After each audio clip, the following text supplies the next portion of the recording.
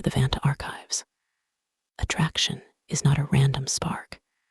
It is a complex architecture built on the blueprints of your past and the shadows of your subconscious.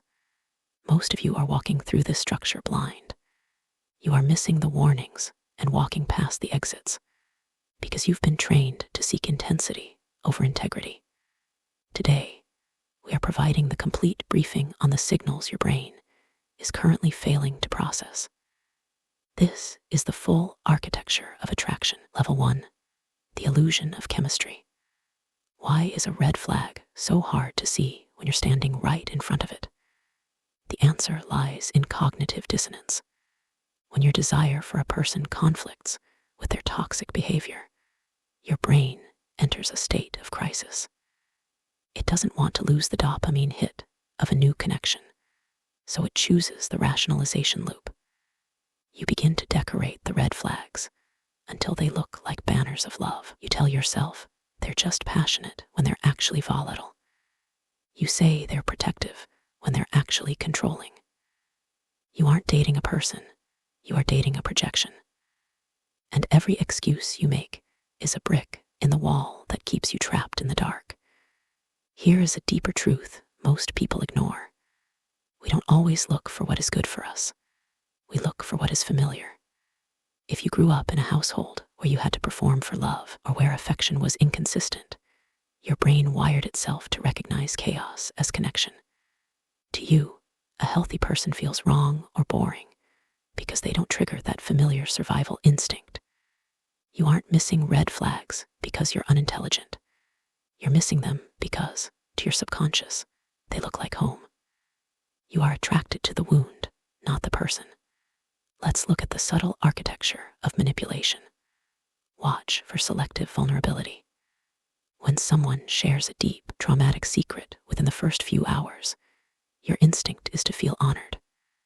But in the Vanta archives, we see this for what it is, a forced intimacy trap. They are creating a psychological debt, making you feel that you owe them your trust before they've earned it.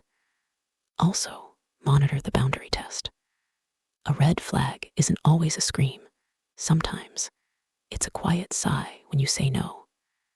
Pay attention to how they react when you change a plan or set a limit. If they make you feel guilty for having a life outside of them, they are testing the structural integrity of your self-respect. If they can chip away at the small boundaries, they know the large ones will eventually crumble. Now, the breakdown of the green flags. In a world built on chaos, health feels foreign. You may have been taught that if your heart isn't racing and your stomach isn't in knots, there's no spark. This is a fatal error. In psychology, those butterflies are often just your nervous system screaming danger. A major green flag is emotional predictability. They are the same person on a Tuesday afternoon as they were on a Saturday night.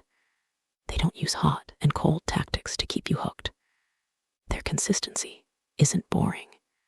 It is the sound of a regulated nervous system. A green flag is when you don't have to solve the person or decode their texts just to feel secure.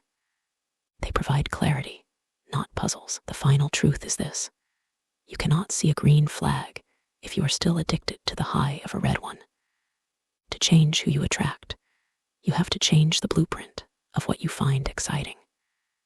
You have to be willing to sit with the boredom of a healthy person until your nervous system learns that peace is better than a pulse-pounding heart. The architecture of your future depends on the flags you refuse to ignore today. Stop looking for a spark that burns you down and start looking for the light that lets you see clearly. Subscribe to Vanta to continue the briefing.